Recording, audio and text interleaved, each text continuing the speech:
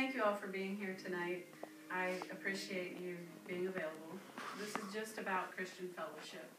It's not a sermon so much as just a sharing of how God's shown His grace to me in my life. And I look forward to times when you tell me things He's shown you in your life.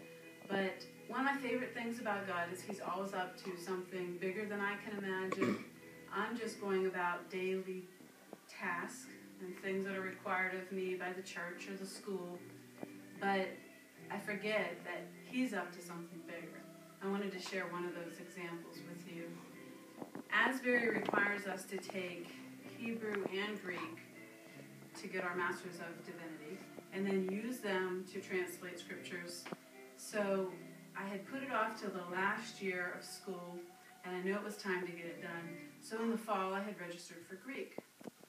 I had already been dreading the class before I took it, but as I was taking it, I had to go out of town 4 months in a row, and I started to slip in the class and not do really well. And I'm I always work really hard to be a great student, and I started to get frustrated. And I blamed the teacher, and I blamed the trips out of town, and it was so bad that when I sat down to memorize my vocabulary words or go through my lectures, I started to feel like there was 3 or 4 feet of water above me, and I couldn't breathe. So I made the decision to withdraw from the class in the middle of the term, but not until I had spoken to my advisor about the unfairness of having to take this class. And the dean, after I withdrew, I researched transferring to another seminary. And I love Asbury. I know I was meant to be there, but this is the hold this dread of this class had on me. I called 3 or 4 other seminaries and checked into their program even. But I didn't feel peace about it, so I didn't make that move. But meanwhile, though I had stepped away from the class, it was still weighing on my spirit. I'm going to have to do this. I'm going to have to do this. In the meantime, God allowed me the privilege of taking Bethmore lectures with our women at church, you guys. And it was about believing God. And in that, she spoke a lot about Joshua taking the Israelites into the promised land and how we can get stuck in the middle of the stream. And it's hard to take that one more step forward because you're walking so far from what you know.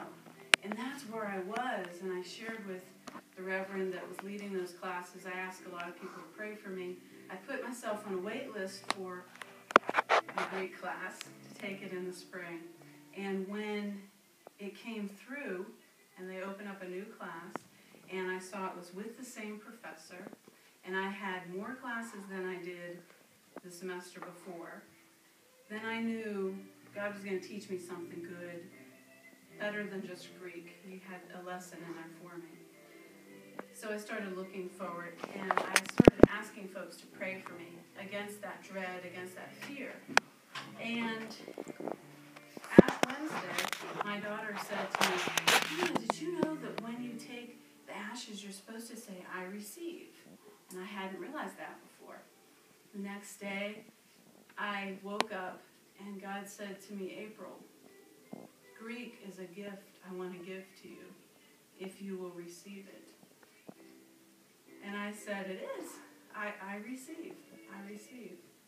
And that blessed me in an amazing way, because suddenly, instead of this being something that is forced on me and something I have to do because some college group said that I have to, it was a gift that I chose to receive from my Creator God. And I have loved the class. I have rejoiced in it. I want to study it more than any of the other 3 classes I have this semester. And what God taught me from that is, look at everything that comes in front of me as though it's something beautiful He has for me.